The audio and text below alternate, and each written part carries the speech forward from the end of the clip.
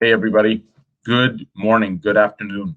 Welcome to day two of Eventicon 2021, the comeback by fireworks on Eventcombo. It's so great to have you on. We had an amazing first day with superb insights for the new wave of events. We had speakers like Shannon Sproul, who presented a brilliant audience-based interactive deck. We had Brianna Snellgrove, the CEO of Social Icon, who did an amazing demo of a hybrid setup. I mean, it was so impressive. We had Kanisha Williams on her thoughtful discussion on inclusion and progression, a topic I'm very passionate about. And we had Todd Embley and Luke Tobin, who spoke about startups in their fireside chat. We only had a single fireside chat yesterday. It was phenomenal. We had Tim Hughes' witty presentation on selling for events. We had Ella Glasgow on how to do events with the Disney theme. That was just amazing. It melted my heart. So all in all, we had a great day one. And the common consensus was Phygital, right? The new future for events. Phygital, physical meeting digital. It's our way of saying hybrid. We also acknowledge that tech has finally met events and the collaboration is on. And it's an inflection point for the industry, for all events, whether it's marketing events, business events, even legal proceedings are done virtually now. The pandemic has really expedited this change for a very old industry into what it is and what it will become. And change is now in everyone's mind. And there are a lot of new ways on embracing this change. The future is bright. And I just want every one of you to hold on to your seats because day two is going to be amazing. With that said, I'm going to bring on our hostess with the mostest, as I call her, Karen Loftus, who's the adventurer-in-chief of Women Adventure Travels. And she hosted day one with us. And she's obviously going to host day two for us. And Karen, welcome. How are you? I'm great. I'm super excited. I thought yesterday was absolutely amazing. The guests were incredible, or the speakers were incredible.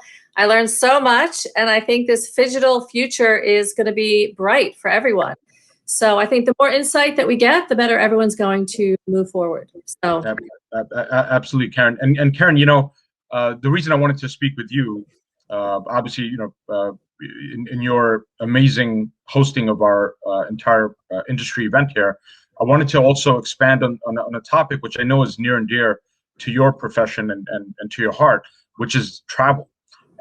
If you can just speak a little bit about your brand, Women in Adventures.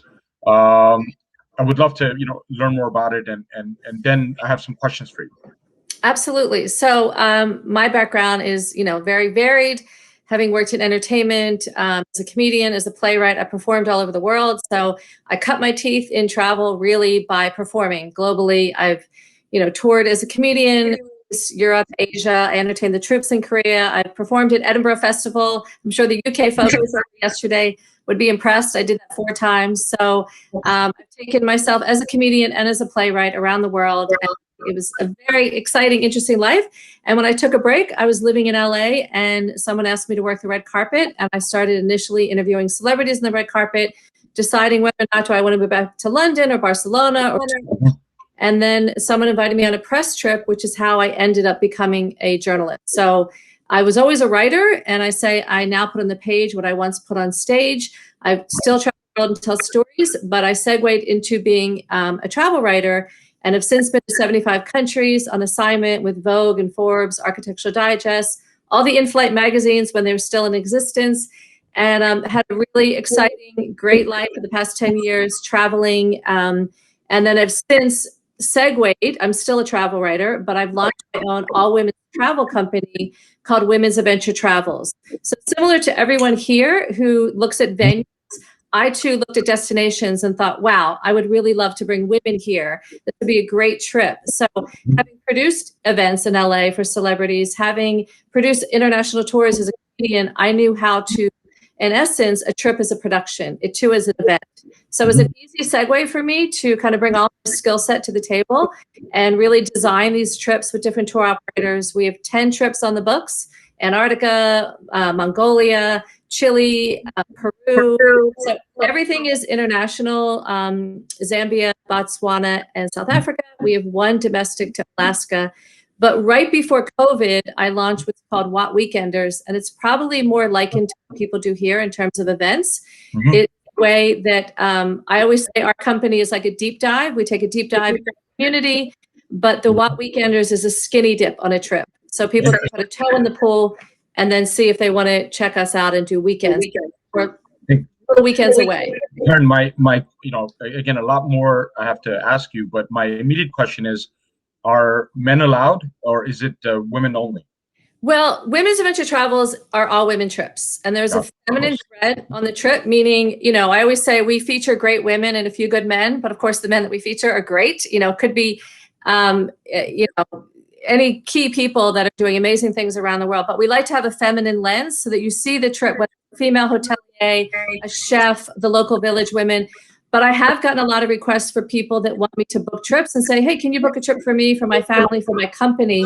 So I do independent travel. I do corporate, whether it's friends, family, or corporate. So I do that so much so that I'm launching under my women's adventure travel umbrella called Lofty Traveler. So my nickname globally as a comedian was Lofty. So Lofty Traveler is my bespoke, curated, whether it's for conferences, colleagues, business, personal. So I do both. So Wonderful. I can do anything. That's great, and I'm sure you have a lot of insight on travel. And thank you, Karen. We'll see you back in a few minutes.